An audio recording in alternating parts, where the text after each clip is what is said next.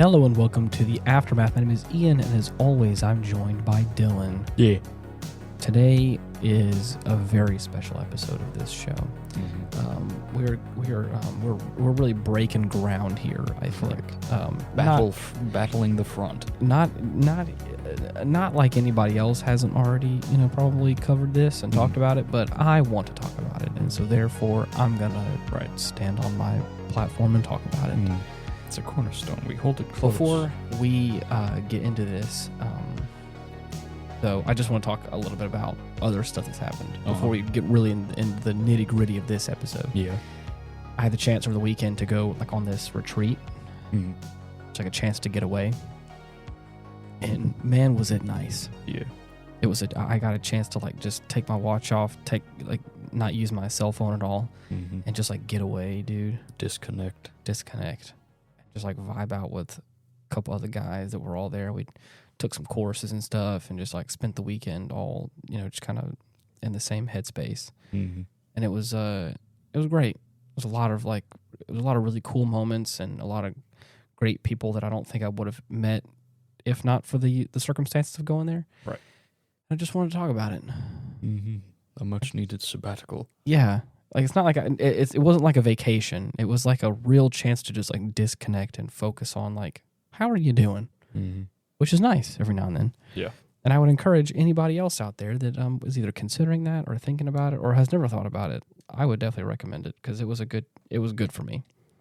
I met a lot of guys. We all got really connected, got all deep and philosophical, and just vibed out for the better part of 3 days. Yeah. And it was really cool. Nice. It was really cool. And I came back with how do I get more of my friends involved in something like this, you know? Because it was a great experience. So if there's ever something, I think I've even heard of some silent retreats that some places do or whatever, where you just really go totally silent. We only went silent for one, over the course of one night. Maybe 2 nights what it was, but it was nice. Yeah. It was nice because no one was focused on their phones.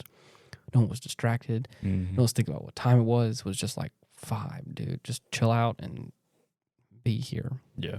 So. That sounds nice. Yeah. It was cool. We all had a common understanding. We were all there for the same purpose, which was cool. And then I got back and it was a little crazy. Yeah. I went to a sports bar with Mallory.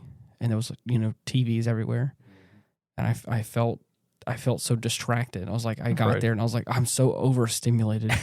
I'm looking at people over there and they're having dinner together. It's 4 or 5 people there. Half of them were on their phones. None of them were even paying attention to what was going on. I was I just came back from sitting at a handful of tables of 4 or 5 other guys. And we're all there was nothing else to do except for sit there and talk with each other. Yeah. Talk about what was being discussed or whatever, It was great. It was awesome. But I got back and we had some dinner.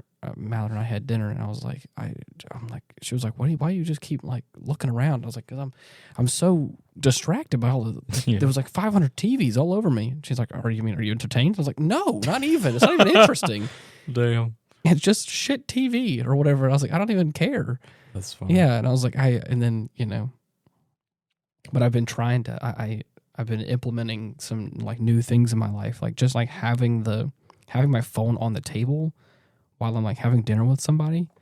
Still feels a little too distracting in a way, or it still feels like a cop out almost. Oh yeah, just the fact that it's there. Yeah, as it's almost if you and I were to have dinner and sitting here, my phone's just I just take my phone out and put it right there. Would you look at the time? Yeah, right. It's not even not even the fact that I look at it, just I put it out, take it out, and put it on the table. Right. It would appear as though it's sleep o'clock. Right. Not even the point that I'm trying to get across is the fact even me taking my phone out of my pocket and sitting on the table, it is I didn't think about this until afterwards. I'm it's indicating just in case you get boring, I got my backup, and it's right here in front of you, and I'm not even telling it to your face. I'm just my body language is telling you that, and I was and the more I thought about it, I was it's kind of shitty. Yeah. It doesn't. I know. Everyone does it. No one matters. Nobody means it that way. Exactly. But when I thought about it, I was I'm gonna keep my phone in my pocket, and I did for that entire dinner. I was I'm not gonna. I want to spend this time with Mallory and I want to talk with her and stuff. But then she did it. She took her phone out and put it on the table and like just had it there just to be like, oh shit. And like it didn't. I know it didn't mean nothing, but I was just like, then I felt kind of like, oh damn, you can get distracted at any point now, right? And it's just there. And, and it wasn't. Like I said, it wasn't bad, but it was interesting. And so I came back with a new perspective on some things about like how he's caught the bug. Right. I just in the future I'm going to be more intentional about if I'm hanging out with a friend of mine, if we're going out for coffee, if we're doing something. I'm not going to keep my phone on the table. I don't even want to hold on to it. I want you to know that like I'm here with you right now. We can talk, we can chill out, and I'm not distracted by whatever else. And the reason why I'm saying that is that I feel like because I'm not so, I feel like I could be wrong. And I mean, people could be laughing at me right now, but I feel a little more clearer headed. Like I feel less foggy. I feel like I'm able to think clearer a little bit, like which was ridiculous, but at the same time, it's like I feel like I can. There's a reason people say I got to go clear my head. right. But it's a lot of the noise from like, even though I'm not on social media a lot, like just a little bit that I have been on that shit, dude. Like I need to steer clear from that garbage. I feel smarter. I feel like my attention span's even better. Even though it probably isn't, it just probably like an illusion. It's the thought that counts. Right. But it's lack thereof. Yeah, exactly. So, anyways, I just I wanted to talk about that. Yeah. And give some encouragement to people if they're listening and if they're even interested in what's going on. Mm-hmm. In the part of the world we are, in the area of Louisiana, we call them mosquito hawks around here. I don't know if that's their like technical name or if they have another name. I'm sure it's just a colloquial thing. Probably. It looks like a daddy long leg with wings on it. Mm-hmm. I'm pretty sure anybody, except for anybody up in like the northern area where like they don't really have any bugs at all. Right. Anybody, that middle part of the states and down, once it gets hot outside, you probably have at least seen one or understand what I'm talking about. Yeah. They got them big old legs, and they got like two wings, and it's harmless. Yeah, right. I mean, evidently eating mosquitoes. Maybe. Even. I feel like they earned that name somehow. I feel like they do, but I don't believe it. Yeah, I've never seen it happen. But if I'm not mistaken, when I did some research on it, like I think one of like the fun facts is like, fun fact: a mosquito hawk actually doesn't hunt mosquitoes, or something like that. And I was like, well, what the hell are they useful for then? The whole reason why I'm saying that is I don't know if it's just the area that we're in or what's going on. There's a plague. Right. There's a shit ton of them. Like during once it gets warmer outside or like the temperature changes and some things fluctuate, like we'll have a bit of an influx of them. A few. I mean, yeah, like they'll be around. Sometimes one will get in the house and be kind of a nuisance. Mm-hmm. There are so many on the front porch. They're everywhere. What? Yeah. Dude, what is happening? An invasion. I feel like somebody has like released a few of them or like or like gave them aphrodisiacs or whatever. And they're all just like, yeah, reproducing like the time is now. Exactly. They're just reproducing like crazy and they're everywhere. I would no lie, I walked out this morning and like all of them were on the porch and like on my car I had like 3 of them that were like conjoined like insects are when they're like mating and stuff. I was like, quit having sex in my truck, dude. I was like, get this shit out of here. Oh my God. They were everywhere. And I was like, what is happening? Right. Anyways, I'm saying that because again, there's one flying around in this room right now and I tried to swat it earlier and I couldn't get it. Mm-hmm. And now he's bugging me. He's just going to have to be a guest star for a bit. Exactly. Unfortunately. So, okay, as Dylan had insinuated, and probably as the title of this episode is indicating in some capacity, we got some big news. Mm-hmm. For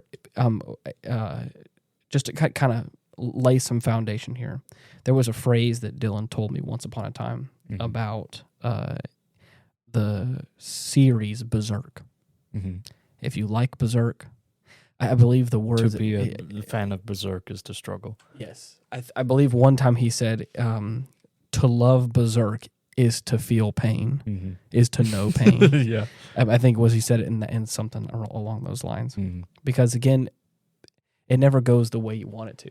Yeah. It's... some of the shows weren't all that great. The animation was kind of wonky or, Right. It's had many adaptations. Yeah.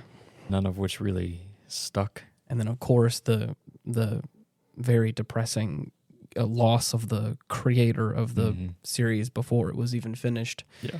And a lot of other things. So there was just a lot of bumps in the road with that franchise. So every time you get hopeful, if you like Berserk, it usually always kind of ends in some sort of upsetting circumstance.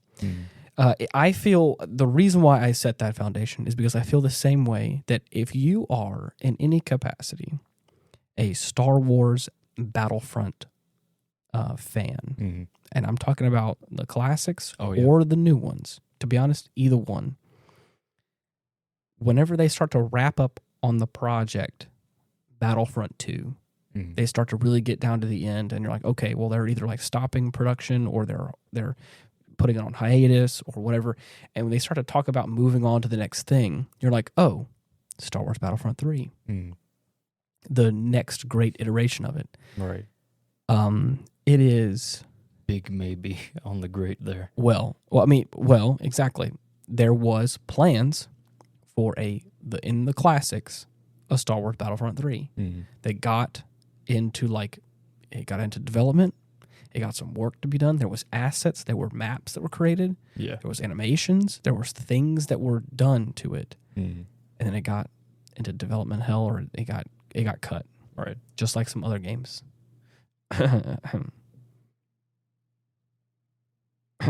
like some other great Star Wars games that just ceased to Republic Commando 2. Republic Commando 2. I think it was, what is it, Star Wars 3131 or whatever it is. 1313, I think is what it is. Never heard of it. Really? Mm-mm. I believe it's Star Wars 1313. I think that's what it is. It was supposed to be like the up and coming of Boba Fett. Oh. And he was supposed to like go and descend down into Coruscant. Interesting. And it was like going to be in the style of like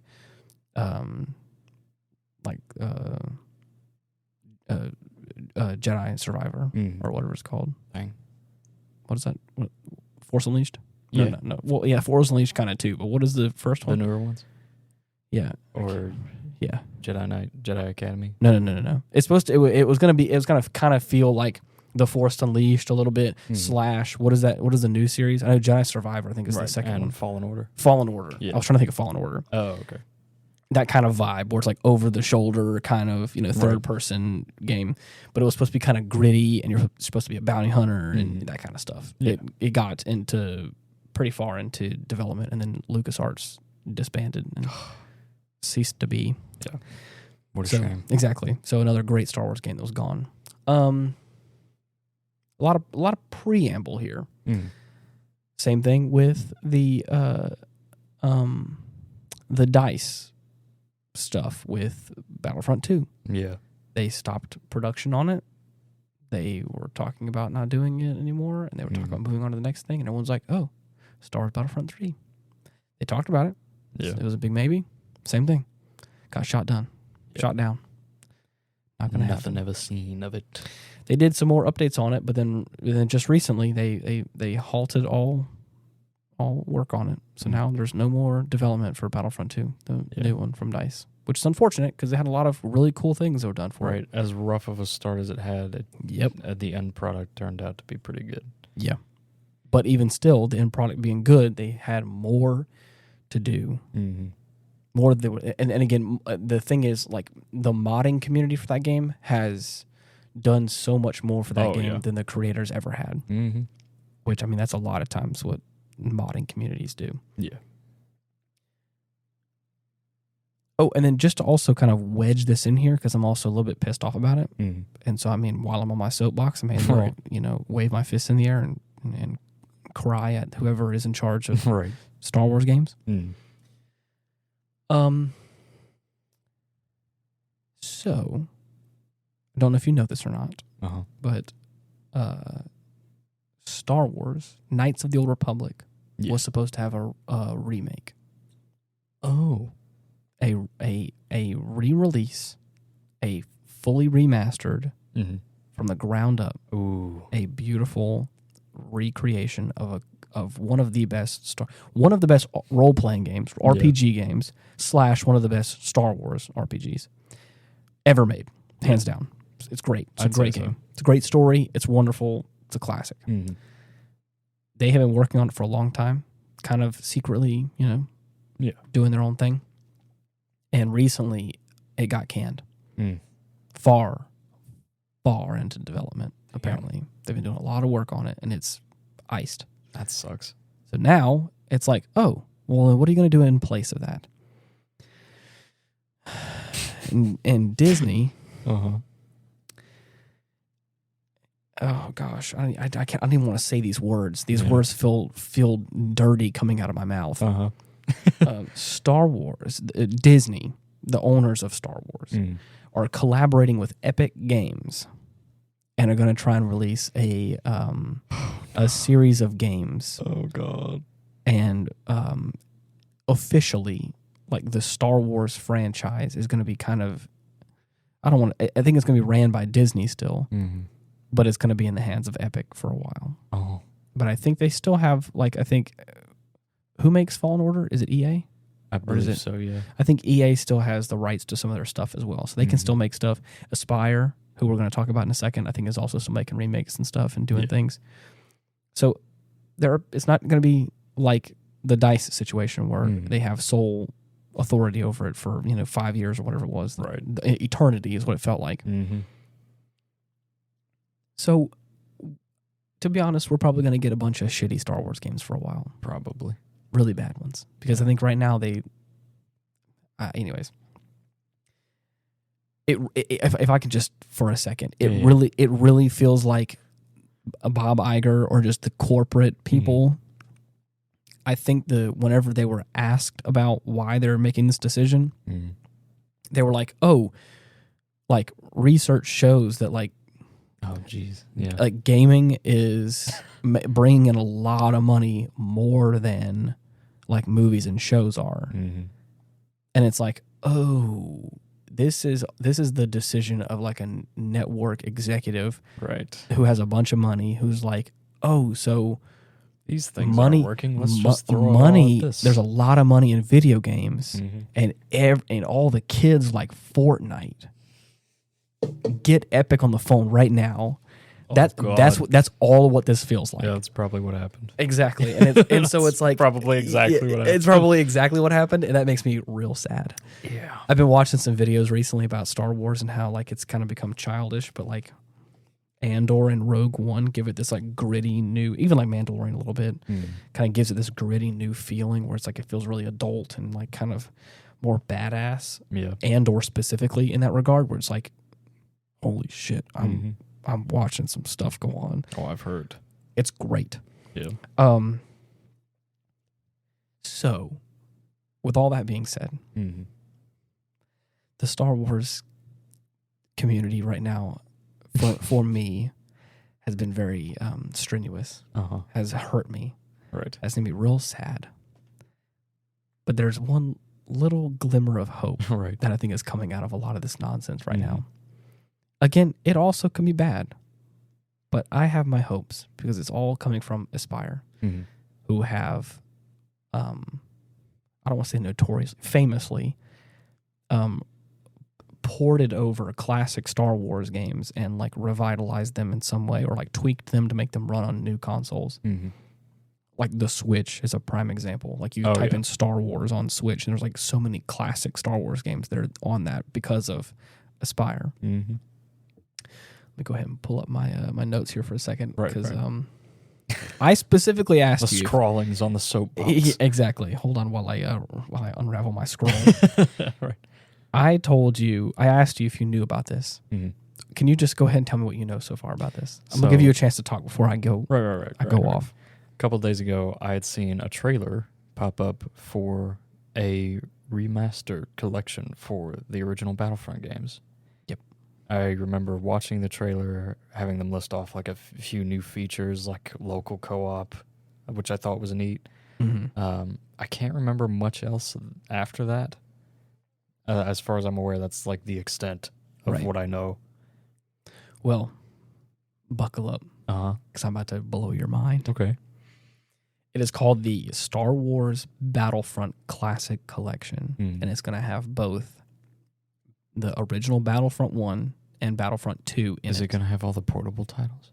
No, not. I don't think I have the portable titles. That would be cool though. That would be cool.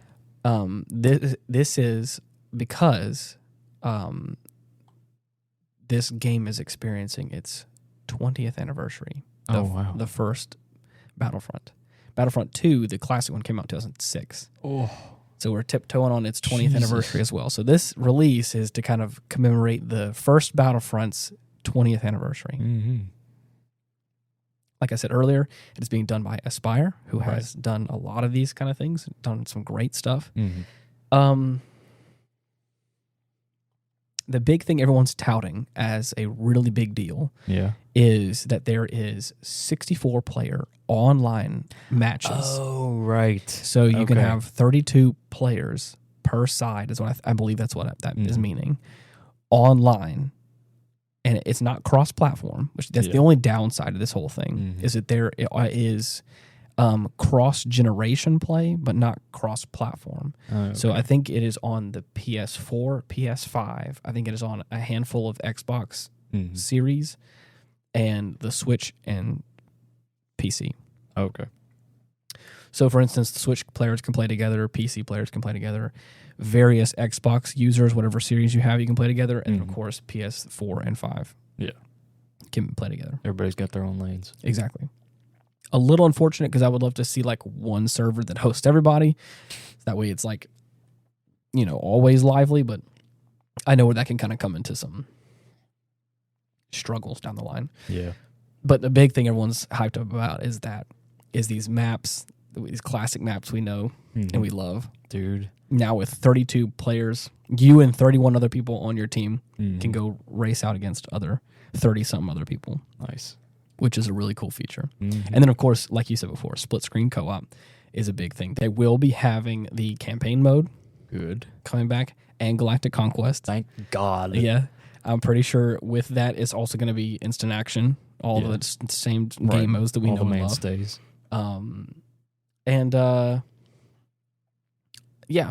That's kind of those are some of the big stuff.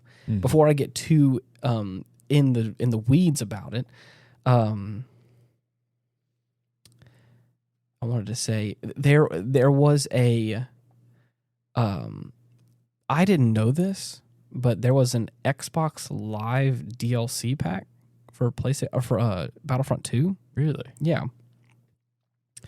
I'm reading this from a Game Rant article. Yeah. And I've heard of this before, but I never actually had it, though. It says, all the way back in January of 2006, Star Wars Battlefront 2 received 2 DLC packs exclusively available via Xbox Live. While the first DLC was free and only added the ability to play the game's iconic hero assault on Kashyyyk, the second DLC contained a wealth of new content, including bonus characters and maps. So I'm saying that because there was some really nice stuff in those DLC packs that is going to be included in this version of the collection, which is great, and we'll get into that. Getting the full package. Is there anything that you want to see in this new version? Honestly, I'd like some more like vertical maps. Really? Yeah, like fighting in a tower that you can have like dogfights outside of. Yeah. Kind of like the old, what the hell was that place called? The planet that Obi-Wan goes to fight Grievous. Oh, Utapau? Yes, I fucking loved that place. Yeah, that was cool. Because there was it wasn't like the full like pit city that you had access to, but it was enough of it that it still pulled that off pretty well, I think. But yeah, I don't know. I want to say that I'd like to see some of the Old Republic stuff in there. Really? Yeah, if at all possible. Okay. Just add those separate factions. More vehicles. Yeah. Yeah. I can't think of much else. Okay. So, along with all the standard game modes, there is we all know the very famous Hero Assault. Oh yeah, I played that shit on Mos Eisley all the time. Exactly. Mm-hmm. It was only available on Mos Eisley in Tatooine. Right. Or if you had the Xbox Live version, you would get it on Kashyyyk. Mm-hmm. You want to wager a guess on something? Because Did they just make it available on every map? Yes, they did. No fucking way, Yes. dude. Holy shit. So I mentioned to you earlier that I believe the original Star Wars Battlefront 1 and 2 is like between, I think, like 100 and 200 megabytes, I believe. Yeah. It's not much. Nothing huge. Nothing huge at all. Again, it's a classic game. Right. This new game will be 50 gigabytes. How? Well. What the fuck are they putting in there? Well. Tell me. The whole game, they're updating all the textures to 4K textures. God. And they're updating a lot of the textures of all the maps. And also the skyboxes. Apparently they have some really nice new like skyboxes that look really nice. See, I hope we can still keep like the original look though. I think it's going to keep the original look. I think it's just going to be a high resolution. Okay. It's not going to be fuzzy. I got you. I don't think they're like updating any of like the models at all. So I think it's going to keep that same vibe, but I think it's going to run smoother and look a little clearer than if you played the original. The original, I think, maybe on like a high resolution monitor probably will look a little fuzzy, whereas it's probably gonna look a little sharper. I think. Yeah. I don't think they're not adding anything new. Like they're not adding any new textures. They're just enhancing the ones that are there. Prettying everything up. Exactly. Okay. Which is which, as you can imagine, is a big part of what's probably eaten up into all that. Mm-hmm. But they're also adding a bunch of. This can get you excited. Yeah. I think that's going to be. Let me look at this again. Mm-hmm. This classic collection will contain 6 bonus maps in total. Ooh. The first Star Wars Battlefront will have just 1 bonus map. Mm-hmm. The very original version of Jabba's Palace. Ooh. That was first made available via a post-launch patch for PC and Xbox. Mm-hmm. I think I've played on it a couple times. Star Wars Battlefront 2, on the other hand, is set to receive all 5 of the bonus maps. Sweet. Most of which are actually remakes of original Star Wars Battlefront maps. Ooh. Yes. Such as Renvar Harbor and Citadel. No fucking way. And Citadel. Dude, Renvar is my favorite fucking planet for the original Battlefront. I love those maps so much. Yes, Renvar Harbor and Citadel are both going to be on Battlefront 2, as well as Cloud City. Good. And the other 2, I don't know because they're not talked about yet. But I believe that's going to be. So that's the main reason I prefer the first Battlefront over the second. Is because of those maps. Yeah. God. So now those are going to be in there. Good. And it says the original 2006 Xbox exclusive Star Wars Battlefront 2 DLC also contained 2 new playable characters, both of which will be available in this new version of the Classic Collection. On the hero side, Jedi Master Kit Fisto. What the? Yeah, we'll be. Oh my god. Okay. Yeah. Okay. We'll be joining the fray. Nice. Complete with his lightsaber throw and force orb ability. Nice, dude. Which was making him a deadly adversary. The Forbes. Yeah, at long range. And on the villain side, the Clone Wars iconic Asajj Ventress. That's awesome. Yeah, leaps into battle wielding nunchuck-like lightsabers. Damn. Yeah. That's cool. So, it's I wonder if they probably took inspiration from Tartakovsky's Clone Wars for that. Probably. Mm-hmm. I think at that point in time, there was no other version of. Yeah. This was 2006. Oh yeah. So I think that was the only version of Asajj Ventress was that version. Man. If only they could make Grievous play like his version. Oh man, that'd be so cool. That'd be perfect. Let me see. Yeah. And it talks about what I already talked about, the fact that the hero assault is on all ground maps. So yeah, to kind of round out the majority of the information on this, I don't know if this is across all titles. I don't know. I don't own consoles, but I don't think the Switch has a pre-order discount. but I believe that the PlayStation versions and the Xbox versions has a pre-order discount. Oh. I think the game is going to be like $35. I think right now you can buy it for $29, I believe. Wow. But how often do you see that happen? I know. Well, and even better is if you have Steam, or if you have, and now again, I don't quote me on this. Mm-hmm. I know that I have it. Right.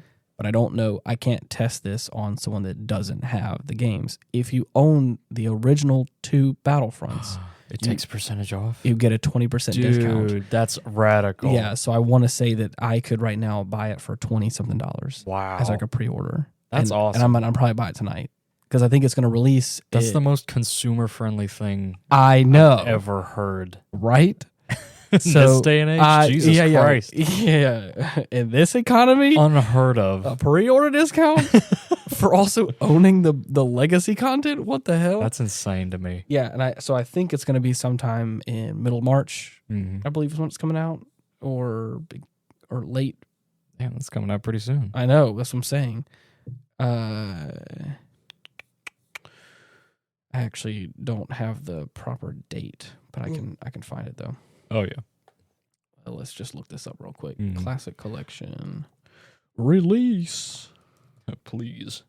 March 13th. I was right. Middle of Holy March, shit. basically. So we got a couple weeks. Yeah, that ain't bad at all. Yeah. So we basically, I think, we generally have about three weeks until the release happens. So what I'm saying is that you can buy it right now if you have the other 2, right, for significantly cheaper. You could pre-order it right now for significantly cheaper than you can get it on launch. Right. If you're a dinosaur like us, you just have those things laying around. Yeah. So I'm super excited about that, and I think it's going to be. I think this is wonderful. I mean, this is what I wanted. This is what I want out of Star Wars games. And I'm excited about it. That's fantastic. This is great. I just wish more games did that in general. I know. I'm excited because we're going to have like the Galactic Conquest, the classic Galactic Conquest again. Right. We're going to have the classic campaign again. I believe they're updating. I again could be wrong. Again, this is all hearsay. I don't know. Right. I Nothing think set in stone. I think they're updating the whole like 501st playthrough of like you like being a clone trooper that then goes over into being a stormtrooper. I think they're kind of revitalizing some of that, which I think is really fun. And then the last thing I want to talk about on like my notes here that I have is the modding community. Oh yeah.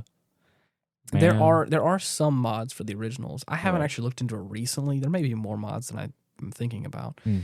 But I'm just thinking like everyone's getting on. I mean, like everyone's talking about this. Yeah. Everyone's getting on board with this new classic collection. And a lot of times when things like that happen, I know for a fact there's going to be someone out there that like makes a mod manager or makes an engine or something that can. People are going to go run. insane with this. And I just think it's a perfect opportunity because again, we're all going to have this bonus content. We're all going to have all these bonus maps.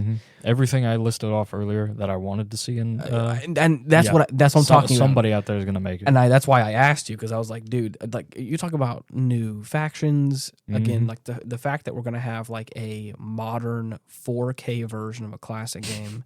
That we can then, like, again, people can extract all the models and textures from and like put it in Blender and like, make new troopers or make new weapons or you name it. I mean, like sky's the limit. Exactly. I mean, like even we talked about this with, I guess we didn't talk about it, but like I knew it was going to happen. We talked about Grand Blue Fantasy Relink recently, and I was like, dude, this game has a very passionate group of people. And I think with the release of this game, I think that group is growing into a larger number of people, especially here in the West, that is like, oh shit, this game is actually like kind of legit. It's kind of fun. It's kind of cool. It's kind of cool art style. It's got cool characters.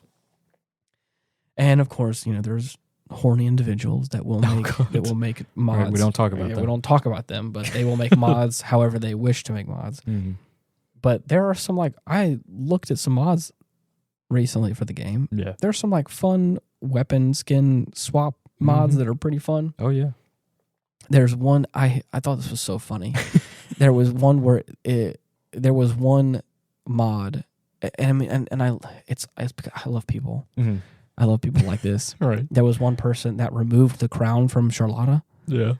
And so, like, it would just looked kind of weird. Everyone in the comments was like, "Wow, I just don't. I hate this. I don't know. I don't know who she is It's anymore. wrong. It looks weird." And then, of course, the very next mod that someone posted an extra tall crown for Charlotte. No fucking way. And so the peak of her crown is about as tall as Vasaraga is.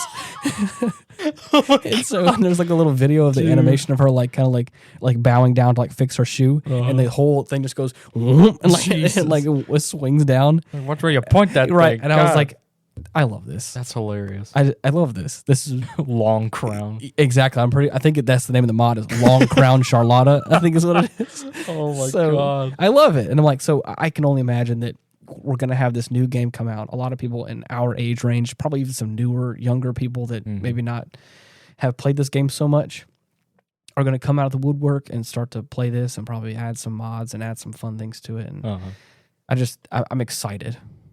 I can only hope. For the first time in a while, I heard some Star Wars video game news and I got a little excited. And I was like, I just got to talk about it. Yeah. I just kind of vent Initially, a little I had brushed it off because I thought it was just going to be like a standard re-release. Yeah. But after all this, I mean, I'm looking forward to it. That's what I said. And especially because I'm going to get it for probably with my dirt discount. cheap. Yeah, for less than $30, somewhere between $20 and $30. I'm like, yes. Mm-hmm. I have spent. How can I not? I have spent more on Star Wars games and I've probably had less fun with. Come out dissatisfied. Exactly, and this is going to be at the very least a nostalgic, right? Like a nostalgic trip walk. Down memory lane. Yes, maybe with a little extra flair to it. Yeah, a couple extra new hero characters and the fact we can do hero assault on any map. Oh yeah. Super cool. Love it. And I think it's going to be a lot of fun. It's something I'm looking forward to. Oh, that's why when for those of you who don't know, like I said earlier, I walked into Dylan's room, was like, what have you heard about it? He's like, I don't know. It's like, don't look it up. I want to talk about it. He's just like, oh, okay, fine. Jeez. Yeah. No, I was like, I swear. Because like the second, a lot of times Dylan always hears things before I do. Oh, yeah.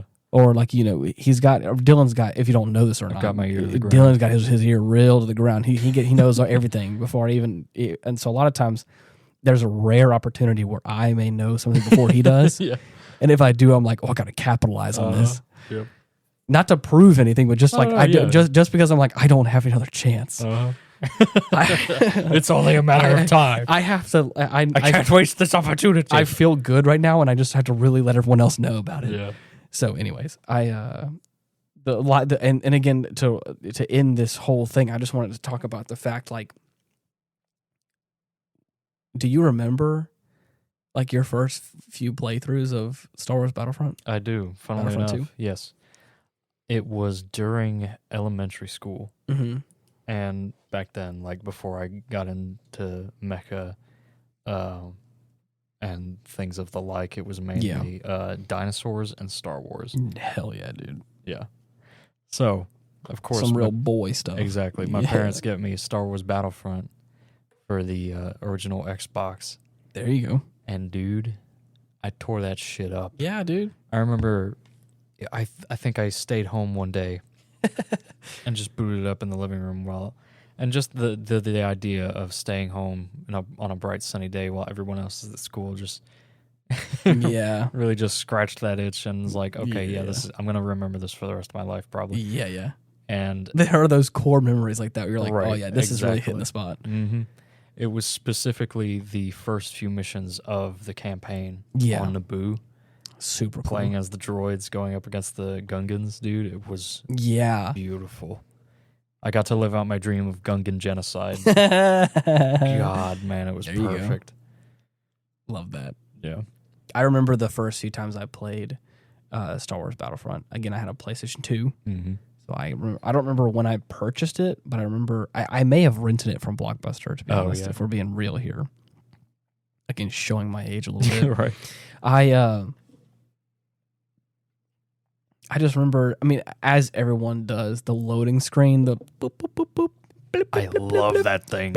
Yeah, that whole thing. Yeah. I remember that so fondly. That is burned into my memory. I remember so many cool missions as the clones. I can remember the Kashyyyk at night, and I remember, dude, I love that map, dude. The two Kashyyyk maps were my favorite. They're beautiful. I loved the docks, which I think had you talking about like the different elevation. Yeah, the towers. I had the towers that I would go onto.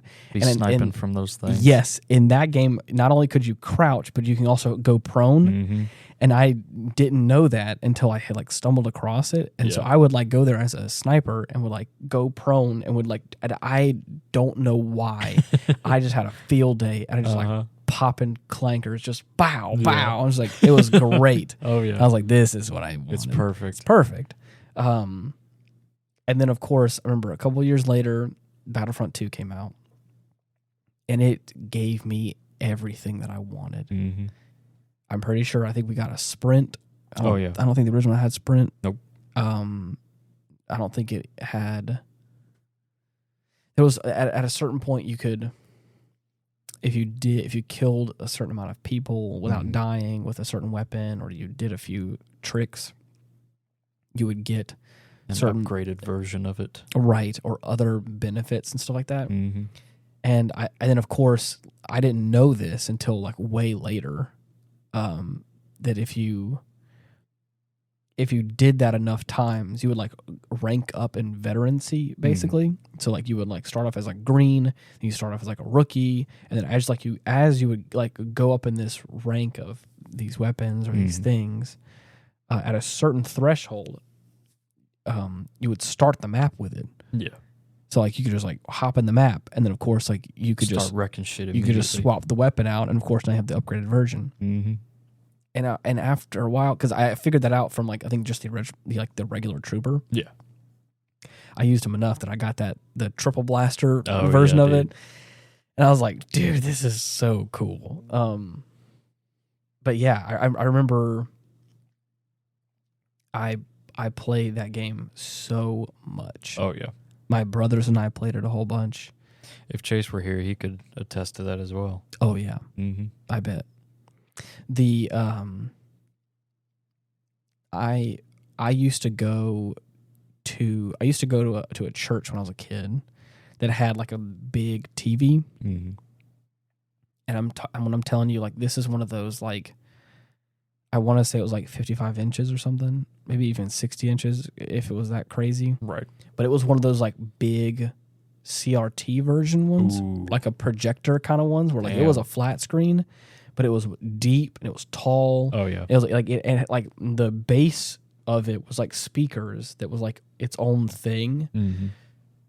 It was like its own installation. It was big, but it was really cool. And at this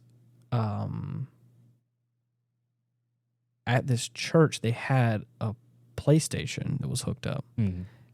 And again, I don't know. Behold, I don't know if anybody else knows this or not, but PlayStation 2 games, old game cases used to come just above the case was a memory card holder in the case. Yeah. And I completely forgot about that because, again, we live in a world where like memory cards are no longer a thing in video games. Right. Going with a physical game somewhere is no longer a thing. But I remember having a little backpack that I would wrap up my favorite controller in. It was the clear blue. Oh yeah. The PlayStation 2 controller. And I would put my memory card inside the case for my Battlefront 2 game. Yeah. And I would put it in that bag. And then I'm talking every Sunday morning, I would go in there and I would put that game in. And of course, log your hours. And I would have so many, because it was my game, I would have like priority. And sometimes there was not a lot of kids that had any other games that they wanted to play. And of course, obviously the most fun game that we had, besides probably like an old version of Gran Turismo or something, was that game. Oh yeah. So everyone was like, oh my God. So like, I used to play a whole bunch with kids from around there. Man. Yeah, it was, dude, I had so much fun with it. Oh, I'm sure. There was, again, like, I forgot who made it. There was like a cheat disc that I got my hands on eventually as well. And the cheat disc to this day, I don't fully understand how it works, but whatever. Yeah. You would put you'd put the disc in, the cheat disc, boot it up like a regular game, and it would like open up this like long menu of games.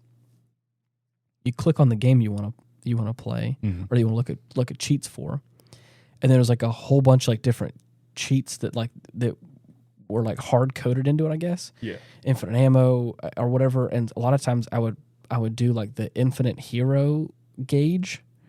Oh yeah, there's where instead of it just slowly depleting, it just plays them forever. Right. And I would hit like accept, and a lot of times when it would hit accept, you would open you would hear the disc stop spinning, open the tray, and then you could put the game disc in and then close it, and it would boot the game from that menu or whatever.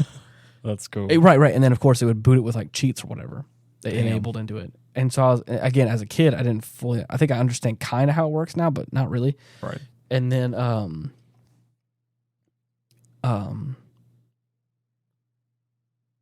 so a couple times like I would have that enabled or just for the fun of it. Oh yeah.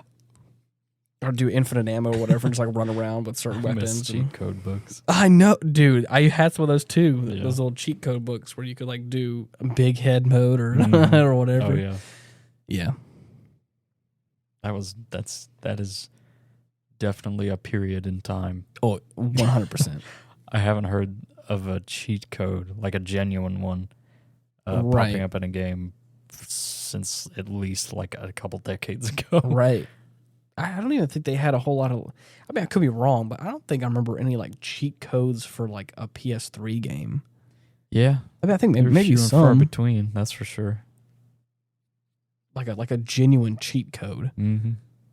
Like I remember that's it's so weird to think about now. Right. Jesus. Whereas like GameCube stuff, PlayStation stuff, and before then, oh yeah, like that feels like games were ripe with like, oh yeah, just like mash this sequence of buttons and then you can get infinite health, right, or whatever. God mode. Yeah, God mode activated. Yeah, yeah. That's crazy. It's crazy to think about. I know that on the desktop version of Battlefront 2, whenever you go onto, like, I think it's the main menu, in the bottom right-hand corner, there's like a little area that if you click, a little like indicator will show up, and you can start typing, and it's like a little hidden console on the original Battlefront 2. And I think you could type in things like, I don't know, like never tell me the odds or whatever. And it does something. Oh, that's funny. You can like type in certain cheat codes that have like, it's like a phrase, all one word, and then it usually like gives you infinite health or infinite I think ammo. my favorite ones were for the original Force Unleashed. Oh yeah, like all the secret costumes and everything. Yeah, that's cool. Mm-hmm. There was a lot of cool costumes in that game. Oh yeah. I looked at pictures again from that game, and I was like, wow, it's been... I remember that game being like super high quality. Oh, yeah. And being so surprised by it. Yeah. I remember thinking like, man, this probably holds up pretty well, right? And then I see some of the cutscenes, I'm like, oh, Jesus. Yeah, that's a little dated. The interesting thing is, though, is I forgot that, like, what is the actor's name? Sam? Is it Sam? Sam. He plays the new version of Darth Maul. He plays the actual Star Killer in... Oh my God, you're right. Yeah. He's the new guy in Star Wars right now. I say new. He's been doing it for a long time, obviously. He's been around. I don't know his name, though. Yeah. I want to say it's Sam Witwer, I think. Maybe. Possibly. The reason I'm bringing that up is I think the first time I remember seeing him was in that game. Not only that he was voice acting the character, but they mo-capped his face. And it was the first time I saw like a physical actor in a game where I was like, oh, like that's like his real face. Right, that's very lifelike. But in the game. At the time. And I was like, wow, that's crazy. Yeah. I remember that being like a really cool thing where I was like, whoa, we're in the future. Right. It's the wave. Yeah, exactly. It's coming. Right. And looking back on it now, I mean, like I see his likeness, but I'm like, I mean, there are other... That is a polygonal figure. There are better representations. Mm-hmm. Now the game wasn't any good, Death Stranding, but like talking about making it was damn pretty. Oh, I mean, beautiful. Mm-hmm. And then, but like the model of like the character that the main character, like looks Norman like Reedus. Norman Reedus looks That's exactly just like that's just Norman Reedus, which is really cool. I love that. I definitely stumbled across a video. I mean, maybe for like a month back, where like just like digging down the YouTube hole. Don't know where you're going, just looking around, and I saw dangerous, one. Man. Yeah. Well, and I stumbled across like a video, and it said like this is what 1,000 hours of Death Stranding looks like. Oh yeah. And it's a guy who's like crazy shit in that. People are just like that dude's like running, he slides, he jumps, he is able to dodge through these like shadow monsters and like run through stuff, and he's tumbling and sliding and jumping, and then I'm like, what am I watching? This shit's crazy. It's wild. It's cool though. Supposedly, is it Kojima who made that game? Yes. Supposedly he's making a new game. He is, yes. Is he making a second Death Stranding? Death Stranding 2. Is he making something else, or is it just that for right now? As far as I know, that's all he's working on. Great. Yeah. FedEx Simulator 2. Right. Delivery Boy. Delivery Boy 2. More packages. Oh, man. Yeah. It's so we'll see where that goes. Right. To wrap it back around, though, I don't know what the future. It is a cautiously optimistic time to be a Star Wars fan. I get it. Even I wouldn't even say at least that. in this regard specifically. The fact that everything else is still kind of shit, but like the fact that we lost the fact that we really lost the Knights of the Old Republic remake. Oh yeah, that one's gonna sting for a bit. That one's hard to forgive. Yeah, like some of the people that like were involved in it were like, because again they've been a lot of times they ice it and they don't talk about it, or they kind of try and gently bring it down to everyone that's like it's not happening. Right. But because of the community has been wanting it for so long, everyone has been so vocal about it. There was like a live stream where a guy was like, "I'm just gonna have to come out and say it." Like when? No. No. He was the guy. He was one of the guys working, or like I think involved in some way. He's like, "I'm gonna have to come out and say it." No one is working on the Knights of the Old Republic remake. Yep. Sorry about it. We did. We had people on it. We had things that were moving forward on it. It got dropped. Yep. For other things. In the can. And at that point, it's like, fuck. I feel like deep down you know it, but to have someone just like say it like that and make it really final, you're like, shit. Damn. The fact that he like the fact that no one stopped him from saying that, you're like, there's no. Yeah. Like they were starting to remove, teaser trailers. EA was like removing teaser trailers from their YouTube channel. They were released a couple years ago. So people were like, "What does that mean?" They're like, we lost the rights to some of the music, so we do that sometimes where we just like remove trailers from the website or from the YouTube channel and all that kind of stuff." Blame it on so copyright. it's just like what's happening? Yeah. Don't beat around the bush. And dude, the worst part of it all is like, I know that you're just wanting money. I get it. You're EA. You're not even like just like you're Disney. You want money. I know that. Right. I don't blame you. You're I mean, to be honest, like a conglomerate. It makes me upset, and I wish you wouldn't. But like, I know it's not like I don't know this like secret motive that I don't know about. Right. I know it's all falling money. But the part that makes me so upset is like if you just gave it a chance and like put all your chips in one basket, right, that game would literally print money for a long time. With that license at your disposal, there's so much you could do that and people the thing would is, just pay out the ass for. You don't even have to reinvent the wheel. Nope. The story is there. The characters are there. Yeah. You don't have to change anything. I feel like Star Wars is just one of those franchises that mainly has old fans now, as opposed to new ones. Yes. Like, when's the last time you heard about a new Star Wars fan? Unless they were shown the original stuff first. Because they've been shitting on it for the past 10 years. Yep. If not a little bit more. It's like it's really hard What to a be. wonder. It's a real hard to be a new fan of something when the past decade of stuff has been garbage, hot garbage. Yeah, and it's like, dude, I'm like, I just think it's hilarious that like that. I really hope that this new release brings in a lot of money, and really helps out a lot of people. But more than anything else, I just want the sales of this game to blow out any of the new stuff. I know it's not going to mean anything to them, but I just want them to know, like, this is a game that people want, right, and have wanted, and there is no doubt in anyone's mind that that's what they've always wanted, is a game like this, but better, right, is a game in this realm, is an RPG like this. And it's like, you can only, like hundreds of us can only say it so many times before it's like, I don't, like, you've got to see the correlation here, are you ignoring us on purpose? Right. Like, are you are you looking at this large conglomerate of people that are like, please, we will just throw our money at you if you just give us a taste of what we want? Do you look at that and go like, ooh, we got to do the opposite of that? Actually want, though, and they just show you a handful of shit. Because I'm like, at this point, it's like we have the remake of Knights of the Old Republic. They didn't do so well. Right.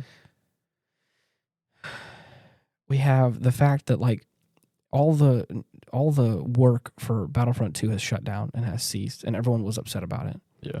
We have all these things that are happening.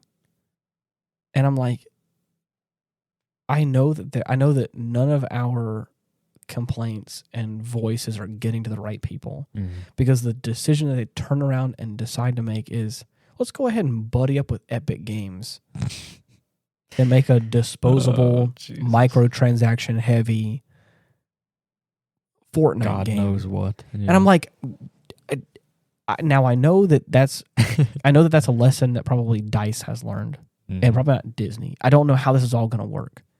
But I'm like, are we going to relive the past again? Where we're going to get another like Battlefront adjacent game that's going to be microtransaction heavy and pay to win? And all of us are going to outrage upon launch because it's a shit game that's probably not well optimized or works right, and is also filled with microtransactions. Where have I heard that before? And I'm like, are we going to relive the past 5 years again? Or can you not learn? She be oral on my boros till I oral on my boro. It just makes me sad because I'm like, bruh, like maybe I'm being too much of a pessimist. Maybe Epic can make something nice. Big maybe. Big if true. Maybe I just need to calm myself down, and I'm too much of a Star Wars fan, and I just need to simmer down and just like see what happens. Right. But I just feel like I don't know if Epic is gonna learn from the mistakes of the past. I don't know if Disney's gonna learn from the mistakes of the past. I just feel like we're gonna walk it. I feel like we're repeating the last 5 years. Right. We're gonna get a handful of shitty ass games that no one likes. They're gonna cost $60 to $50 to whatever, so many dollars, if not free to play, and just crammed full of microtransactions that are awful. Yeah. And we're not gonna get anything narrative based. No fun storytelling. No role playing. No action army, galactic conquest RTS games type stuff. None of the fun stuff that makes Star Wars fun and enjoyable to adults and kids alike. And I know I sound like an old man, Right. Can you say geriatric? Because again, it's the same. It's really hard not to be. The hard part is like it's all the quote unquote new fans that do like the new stuff. Like they look at people like me and they're like, "Oh, you're just stuck in the old ways, or you're a whatever." And it's like that's not the point. Right. I just want age ain't got nothing to do with it. And the thing is, like, it'd be one thing if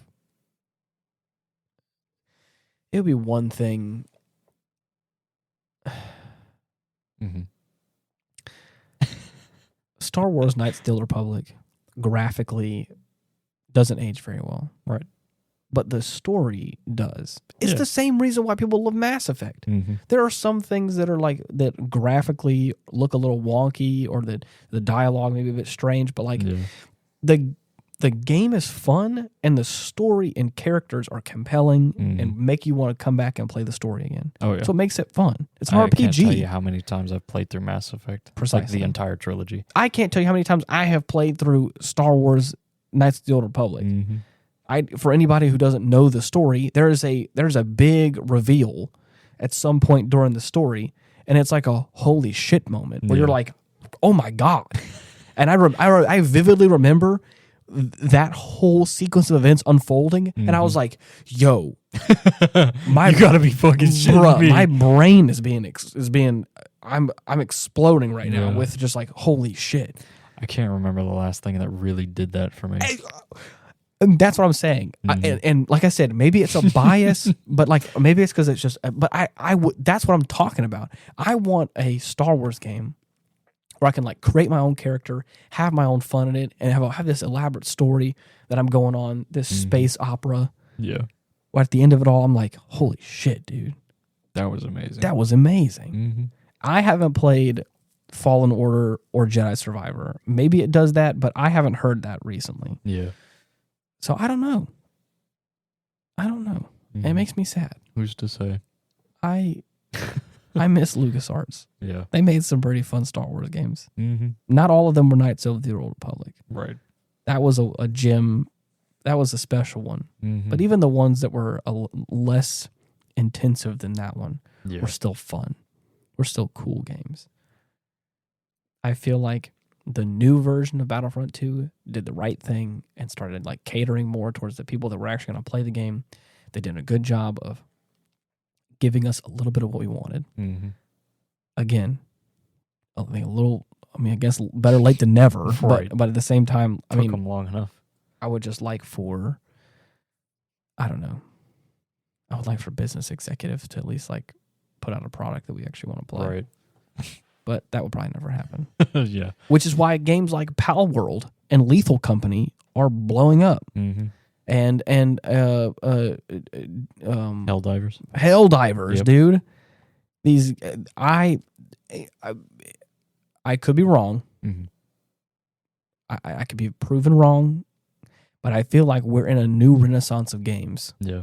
There's been some notable. We're in a new renaissance of games, and I think that AAA titles better be scared. Yeah, that's what it feels like. And I'm not meaning that as a threat. I'm not meaning that. I just think we are in a new age of games where we have some wonderful titles from some the most extravagant shit you can imagine, from some not big names that are capturing the attention of thousands of people. Right. Oh yeah, no, that's what I'm talking about. Like the new like AAA stuff is going to be like the craziest supposedly shit you've ever played, and then this little dinky ass first person horror game will outsell any mainline title for that. There was, I forgot what the game was. I'm pretty sure it was the new Call of Duty. There's a comparison chart. That was like active users and hours played of like these two games. And I want to say it was Pal World or Helldivers or whatever. Right. It's just I hope that this stirs up a change. Right. Will it? I don't know. The only thought it brings to mind is like, what the hell is your excuse? This was made by one person. This was made by a handful of people with a passion, right? And they're able to make a fun game. And again, and the best, and this is what I'm getting a little mad. I'm getting a little loud here. I gotta be careful. The thing that is boggling my mind, because it's proving me right after years of complaining and whining about this, is that more games should have co-op. Yeah. Whether it be split screen, whether it be online, more games should have the ability to have your friends play with you. That's the point of a video game. Yep. Or for me, at least. Yeah. Obviously, I'm a huge proponent of couch co-op, a la Halo. Same. Precisely. You want to talk about making Halo even more fun? Tag your friend inside of it and also be able to shoot stuff and kill aliens together. That's just how the formula works. Oh, yeah. And I just feel like I've been talking about this for years. Right. That like ad nauseum. Precisely. I feel like it's not that hard. I mean, I don't want to say that. It probably is hard to make co-op games happen. Right.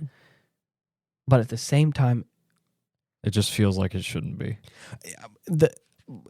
There were games from my childhood that like had co-op things, and like because we were all like plugging in controllers, and just it was like all as a analog standard feature, right? And I loved that. Mm-hmm. We've gotten to an age where it's all just single player games, and I feel like again, I think I'm speaking in these big terms, but like I feel like we're in a big video game renaissance because all these games are releasing. Games that are blowing up like Deep Rock Galactic, Lethal Company, Helldivers, Helldivers 2, Pal World, even like some games like that. Right. Those first three, mind you, all of which they had in common was 4-player co-op. Exactly. That's like a big selling point of like you and 3 other buddies can like go wreak havoc on some people. Yeah. And those are the top performing games. It's crazy. And I'm like, this is what I'm talking about. Yeah. This is what people want. People want to hop in Discord with their buddies and start doing some dumb shit together. That's what they want. That's the whole thing. It's like, obviously, yes, there are some narrative-based like storytelling. Right. That's not to say there's no place for single-player games. Like, that's what I like most about this medium is how varied it is. Exactly. How many different just moods I can be in. I just think that as of late, as of the past handful of years, it has not been a priority. It's been lacking. Which, again, to each their own, but it's like, whenever you start making like a single-player game that is also shitty, it's like, I mean... I will forever tout Lost Planet 2 as one of the gold standards of that type of game. Yeah. I can't tell you how long I played that fucking game. Yeah. I really want them to re-release it. Well, will they? Who knows? I hope. Big hope. Big hope. Big if true. Right. Well, thank you for letting me... bend your ears. Thank you for letting me open your eyes, Dylan, to the wonders that potentially could be this classic collection of Battlefront games. Here's hoping. And thank you all for sticking around. If you made it to this point in the podcast, thank you so much for listening to me rant about something that I'm passionate about. This is why, for those of you who made it this far, this is why I told Dylan initially why I didn't want to watch Star Wars movies. And then do them on the podcast because I know too much about it. I'm too deep. I'm in far too deep. I'm in the weeds, and it kind of defeats the point of the purpose of the aftermath. I feel like I need to usually watch a movie that I haven't seen before. That's the whole premise of it. Is that I want to watch more movies that I haven't seen. Yeah, I would like to one day potentially watch Star Wars and Lord of the Rings, but those are two franchises that I know far too much about. Oh yeah, and I can sit here and talk your ear off about them, and especially with how some of the recent stuff has gone with the franchise and how just it's gonna disposable that it's been. I think one of those episodes would go from fun to fist waving soapbox preaching really quickly, and I don't want to do that. Nah, I don't want to have to. I mean, maybe if you guys want to hear that, then let me know. Reach out. I will do it. But dude, I don't think. Just you wait till we watch Seed. Are we actually gonna? We're watching Seed. But why? Because it'll be funny. Because I thought it'd be funny. Oh no, it will be for sure. Oh God, I just need someone to hate that with. Are we gonna watch Seed before G Gundam? Fuck no. What do you mean? Okay, look, if we do, we could watch Seed first, and then we could wash that shit taste out of your mouth with G Gundam. Maybe. However, I really want to watch G Gundam again, so we're probably gonna do that. What I'm going to promise you is that whenever we finish Outlaw Star, we finish watching that, I really want to start watching Andor with you. If anybody out there likes Star Wars, even just a little bit, if you like it, or even if you love it a little more, I would recommend watching Andor. It's phenomenal. It has its moments, probably that are a bit, but... It just checks all the boxes for me. Cinematically, story. I'm not going to go into it. It's beautiful. It's wonderful. And I love it. Yeah. And then, of course, directly after that, watch Rogue One. Oh, yeah. And you're like, and then it makes, for me, it makes Rogue One that much better. Damn. I didn't hate Rogue One, but I was a little upset by it because I felt like I wanted more. Mm-hmm. I felt like in that couple of hours that movie was, I was like, I want more out of these characters. I want to know more about them. I want to understand where they're coming from. Mm-hmm. It felt a little quick, and I feel like I didn't have a chance to connect with them like I wanted to before this whole catastrophe happens. Yeah. Andor fixes a lot of that stuff for me. Nice. That makes things like that after it's all done, and then you watch that movie, you're like, ooh. For me, it gives me that appreciation a little bit more. Mm-hmm. Like the movie is shot well. Rogue One. The movie is good. The score, the acting, all of it's phenomenal. Mm-hmm. But there was just like some things like I just wanted, like I liked it, but I was like, eh. Right. Watching it now, I was like, dude, prime Star Wars. Nice. Love it. Anyways, with all that being said, this episode has gone a little bit longer than I thought it was going to because of the fact that I started ranting about video games. Right. Which, I mean, I thought was going to happen. But always a danger. Yeah. For any of you guys that are looking to find us, if you go to YouTube and in the search bar, you type @Hindsight Studios, you should be able to find the channel that way. And then you can look at all the videos for About Nothing, for Aftermath, and you can comment on all those videos and like them, subscribe if you so desire. That would be really sweet. I would love that. Or we also just have a link tree /Ian Wolf that has all like the social media links and all the other stuff that if you want to try and find us in other ways, you can do that as well. Yeah. But yeah. Thank you so much for allowing me to rant about things that I enjoy. Right. And until next week, thank you so much for listening. See ya. Bye-bye.